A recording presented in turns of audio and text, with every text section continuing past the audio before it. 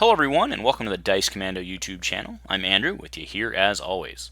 This is the Commando Cast, a video cast about all things Star Wars Destiny. This video and others like this one are possible thanks to viewers like you. Please show your support with a like and subscribe, and be sure to hit the bell notification icon so you don't miss any new videos. If you want to get involved with the channel, consider becoming a channel member. There are many benefits to channel membership, including access to our Discord, exclusive deck tech and strategy videos, and the opportunity to help create channel content. I want to sincerely thank all our channel members, as I truly couldn't do this without your support. You guys rock. Go Commando. Spoiler season for ARH5 Seeking Answers started this week, and the spoilers are coming hard and fast. Today on Destiny Friday here on Dice Commando, I'm recapping all the spoilers to date, including both the new mechanics. Week 1 coming at you.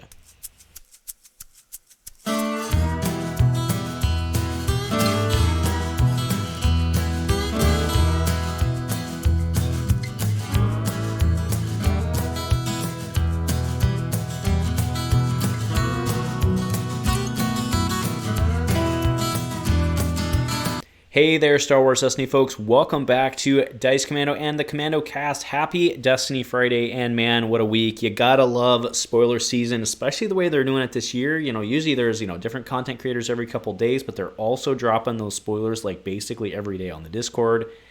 Yeah, when you start losing track of spoilers, that's a pretty exciting place to be. So that's what I want to do tonight. I don't want to waste too much more time on it because we got a lot to talk about, because there's a lot of spoilers that came this week.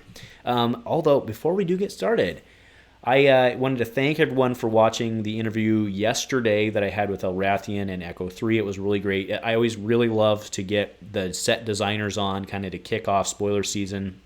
So I really appreciated them sitting down with me. Thank you to them. Thank you guys for watching. And, if you did watch that video and you're wondering where the other half of that spoiler is, I will see you on the flip side on Monday. All right, so getting into this, the first three we kind of already talked about in the Monday cast. Yeah, it was the Monday cast where we talked about the new mechanic. So Guarsa Flip, she's a respected Twi'lek. She's a 9/12, 10 health neutral character. 1 discard, 2 discard for an indirect. I love that. 1 shield, 2 shield, a resource, a blank. Charm, and then her PA is remove 1 charm from a character turn, 1 of that character's character dice to any side. Do not get hers confused with the next card, right? It does have to be that character's. My favorite part about this card, so again, we'll have to see how Charm plays out. I have no idea there. Also, I want to apologize. I know there's a fan going in the background. That's actually my computer drive working overtime. I'm on limited time tonight, and I'm actually spooling the cast for Monday. So I figured you guys would deal with it. But my favorite thing here is the 2 discard for 1 indirect. I really love putting the 1 indirect on a 2 discard side, right? Because basically what it's saying is, especially on a character like this, it's really cool because it's kind of thematically saying like, all right, I'm going to, somehow through business dealings or whatever it may be, I'm going to disrupt you, for lack of a really bad, for the utilization of a bad term, but I'm going to somehow trip you up. But it's going to cost me a little bit of my intrigue. For you RPG players, it's, what is it? What's the sway one? Persuade, whatever. So anyway, you guys can light me up for that one. But no, I really like the 2. I don't know why that one seems to make sense. It's like, I can get in your way a little bit because maybe I can sweet talk you. But if I'm really going to trip you up and really screw you, I'm going to take a little damage from that. Anyway, I really like that. So like I said, this one, Charm Offensive, not to get confused with the last ability. It's kind of tough in your head, right, before we get reps with the cards because it has her on it. But it's remove 1 charm token from a character to remove a character die. So it doesn't have to be your charm token, doesn't have to be your character, it doesn't have to be the character die associated to that character. So this one's completely wide open. It's free. This card's completely necessary. I sung the praises of it before, but this card's completely necessary because it's the Control Z, right? It's the undo, it's the counter to the new mechanic, right? They needed it for downgrades, you needed it for undetect, right? That's what you need. So awesome, well done. This card will be useful not in as a disruptor to. It's exactly the needed card, and it had doing it first also was a great spoiler. All right, now we have Fergan Dan. This one's interesting. I don't really know. I don't think we have enough info to figure him out. I mean, on the surface he looks bad, but like I think he's not. But we'll have to see. We'll have to just see how he fits in with other stuff. So, I mean, I think that's the wait and see approach. I mean, otherwise he's not good, right? Just in terms of stats. But I think he might be pretty good because remember on the cast yesterday they said that the musicians were the ones that they really wanted to. That was kind of the start of their thought process on this. So I suspect he's going to be pretty good, but we will see. All right, next we have this card is insanely good. So this is the IB94 Blaster. This is Mando's sidearm.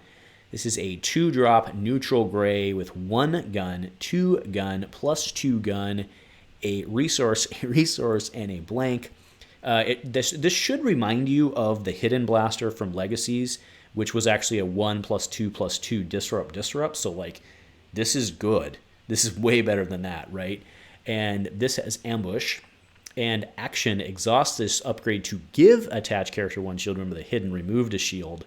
And you can do this every turn, dude. This card is phenomenal. Like, so it doesn't have redeploy, I get it, but like, it might be better than Westar. Somebody, I forget who it was in the moment. Somebody said that on our Discord, and like, I don't necessarily disagree. Like, it very well could be better than Westar because you get the shield. It's not dependent on battlefield control. The +2 in many cases is at least equivalent, if not better than a 2 indirect. This thing's good, right? I mean, you guys know me. I'm a value guy. I love redeploy, but this thing is good, dude. All right, Cornelius Evazan. So this is the one I've seen so far that gives me some hiccups. But he is an 11-14 villain with 12 health. He's 2 gun, 2 indirect, 2 discard for 1. I do love that. 2 disrupt, a resource, and a blank. So his sides are not amazing. After this character is defeated, each opponent may gain 2 resources and draw 2 cards, and his PA remove 1 of your dice to remove an opponent's die. So that is He Doesn't Like You on a stick. I do want to point out, remember, He Doesn't Like You was never reprinted. Loth Cat and Mouse was, right? He Doesn't Like You was deemed to be too good because you got to sacrifice your worst for their best. That was deemed to be too good. That's why it was never reprinted. And now you have it on a character, which is fine. That's not a bad thing. It's fine as long as it's been accounted for in the design.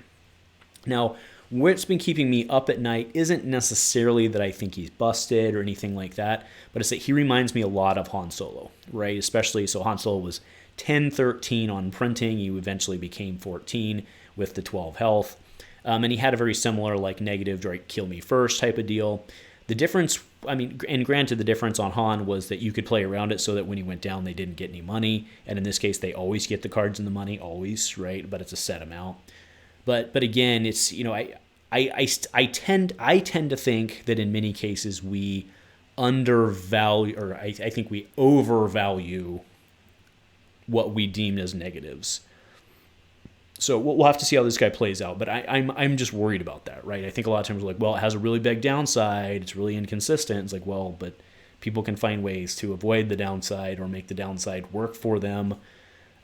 So we will see. We will see. Like I said, I'm not saying he's bad or he's broken. That's not what I'm saying. I'm just concerned about him because he kind of just gives me those Han vibes, right? And Han was a problem, right? Han was a problem. So I'm getting those vibes. Maybe it's just PTSD. Very well could be. So we'll have to see. But other than that, he's really cool design, right? Kind of fits in.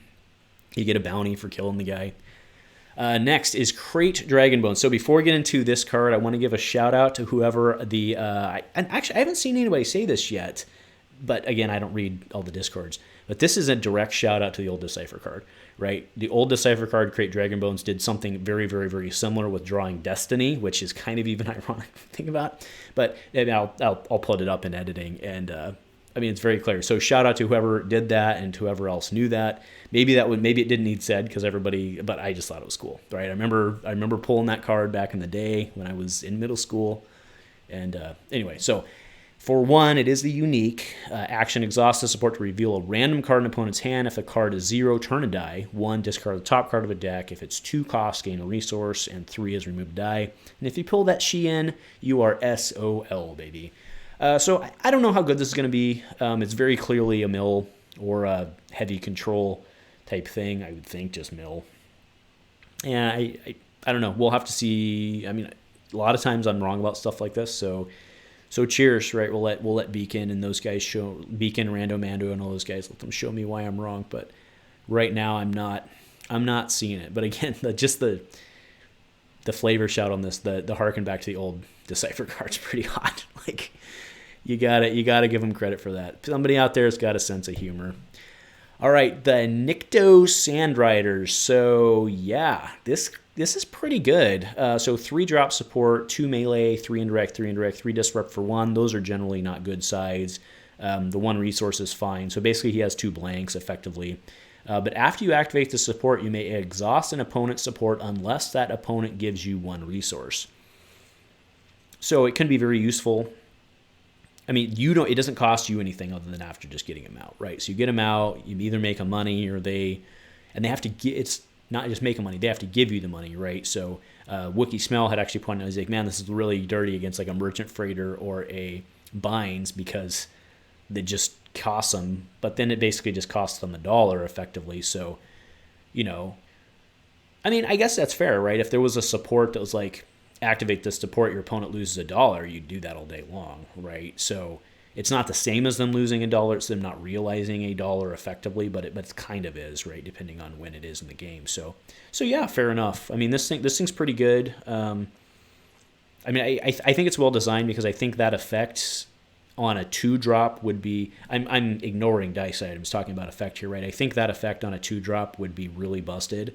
So I think putting it on the 3 is fine, but it does feel bad on a 3 a little bit, but in the right deck should be rocking. All right, Swindle. So do have some feedback on this card, not on the design, right? So 2 cost, spot a scoundrel to resolve any die showing a cost for free. That's pretty conditional. Remember, any die, and that's the feedback here, right? Any die is any die in play, right? And I would just like it to see, again, I was the one that fought, there were others, but I made a big stink about the way this card used to would have been was spot a scoundrel to resolve a die showing a cost for free, right? That's what this used to said. I pushed really hard, I think 2 or 3 sets ago about like, no, it was on Maul, right? The RDM Maul is like, no, if you have the room, just add the 2 letters because any die makes it a little more clear. There's no reason here on this one, given that there's no flavor text and how much room there is on the card. There's really no reason not just to add. I think of course it's redundant. Of course it's not needed, but there's really no reason not to just take the extra steps on this card to just say yours or your opponent's, right? There's no reason not to. But I know a lot of people disagree because, well, any die is any die, and it's better than a die, right? We already gave you your 2 letters. What are you bitching about, Andrew? And I mean, it's fair feedback. I just we have the space. Why not use it? So. All right, this is the one I missed, so I didn't see this today until I was collecting spoilers. So, Desolate Need for 1. This is unique, and that's some spicy barbecue there on the ground. So, after you remove a die, place 1 damage on this support. Ooh, you do that a lot. Action, and it's after you remove a die, so it's not after you remove 1 or more die. So, every time you remove a die, put a damage on it. Action, discard the support to discard an opponent's support that costs less than or equal to the number of damage tokens on this support. So it's kind of a DM, but you don't take it's not kind of a DM. It serves the same function as DM, but it's a lot more work, right? So, or is it? I mean, I guess you can plop it down and kill a 0, I suppose, but yeah. All right. Anyway, I mean, you're going to be removing dice anyway, right? So yeah. Useful. One thing to note on this one is Villain, so it's almost a plug and play for Desperate Measures, but it's clearly their attempt at trying to make it not DM, which is fair. Right, next we have Ichuta.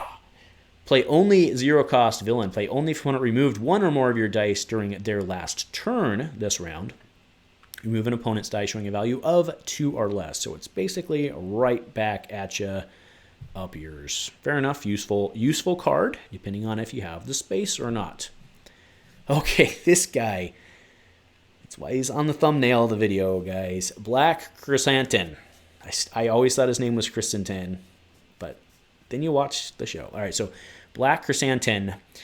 That's racist. And I saw that in the Discord today. That was funny. So anyway, No blanks. No blanks. But he's a 22-29 riding solo. So 2 gun, 3 melee, 3 indirect, but he has mixed sides. Yeah, freaking good ones. 2 discard, 2 shield, 2 resource.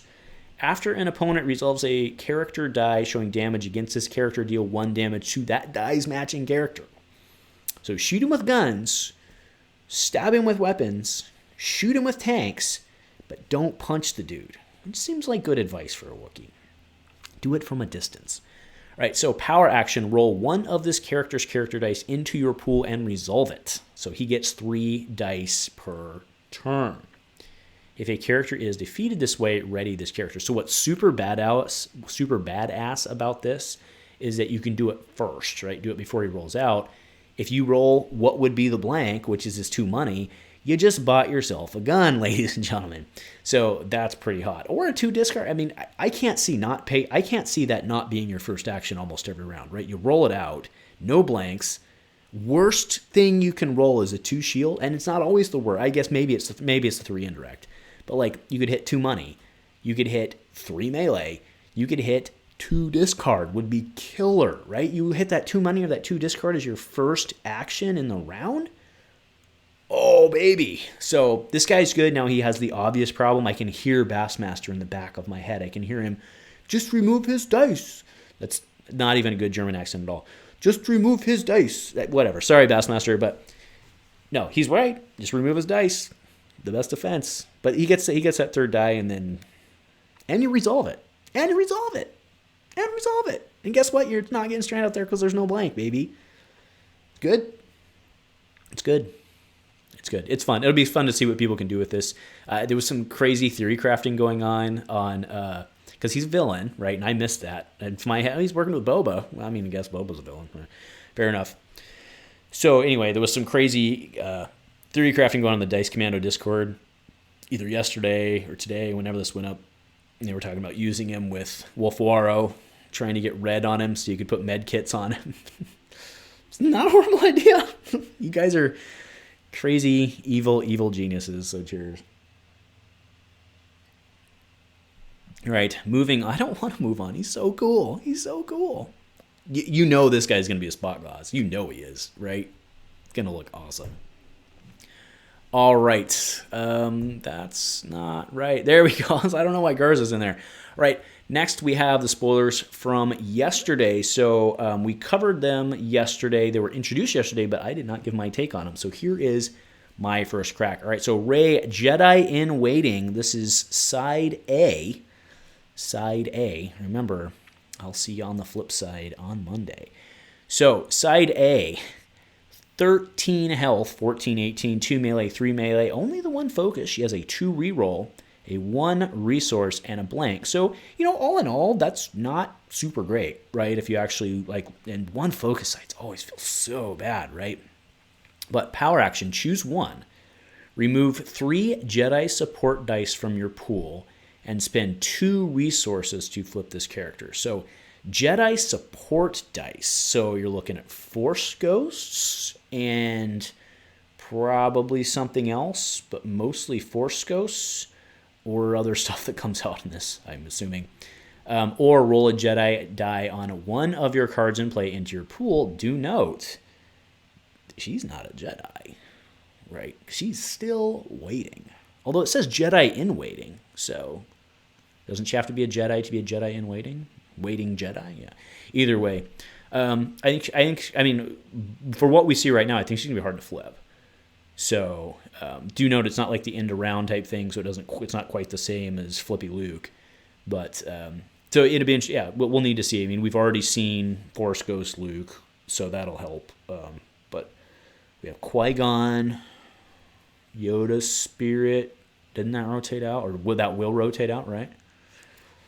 I don't know, folks. We will see. All right, yeah, and then we have Luke's Spirit. This is a really cool card. All right, so it's a 2-drop, 2 focus, 2 shield, 2 reroll, resource, blank, discard the support from play, standard boilerplate there. PA, resolve 1 of your blue dice showing a shield as if it were melee damage. Complete harken back to to Sprinkler Luke, right? And he can resolve his own 2 shield. Probably you're going to be using it in another fashion. He seems good for 2. I mean, he seems a pretty decent 2-drop support to me. We're really going to have to see how reroll pans out. Right, we'll have to see how that pans out. But yeah, that's cool. It's cool. The reroll thing is, you know what? Maybe I won't go into much on that because we're already pretty good in here. So maybe I'll do a different cast about reroll. Yeah, that's what we'll do. Fair enough. And then we have the signature card. I assume the signature card because it has the art on it. The Way of the Jedi. So spot a. So for one, this is a 2-cost removal, right? So spot a blue character, remove an opponent's die showing damage. You may spot a Jedi and spend 1 resource to remove an opponent's die not showing damage. So it's not a 2-drop removal, but that's how you want to use it most of the time, I suppose. This doesn't seem. I mean, it's certainly not on power level as the other 2 big runes, right? Headstrong and Power of the Tribe. It's not as good. It does provide you some fungibility, though, flexibility. So you got that going for you, I guess. So maybe that makes up for it a little bit, and it's just its use, right? It can just be straight up removal. So yeah, fair enough. So all right, that runs through all of the ones that I've collected to date as of the time I'm shooting this. I'm sure that spoilers will come out probably the day I shoot this video, but you know what? That's how the game gets played, folks. So yeah, awesome. Let's go ahead and put that away so you can see the lovely, lovely backdrop. So anyway, what do you guys think about spoiler season so far? Are you excited about the set? Excited about the new mechanics? How they'll play out? I know all you crazy theory crafters are doing your evil things in your notebooks behind the screen. So it'll be great to see how that all plays out once we get to the opening weekend tournaments. I, of course, once again, will not be at the opening weekend tournament. We have every year on the same weekend. It's why I didn't used to go to Worlds, actually, because May 7th, the first weekend in May, well, whatever it was. This was the same weekend they do this race every year is the weekend that they used to do Worlds, and that's why I didn't go. The year I had a seat and stuff is because the race that I do every year is more important. Do it with my dog. They're doing it again this year. It's a great fundraiser with a partner, Humane Society of Southwest Washington. I partner with them every year for fundraisers and stuff like that. So something that means a lot to me. It's why I go. So I will not be there. I will be doing that instead.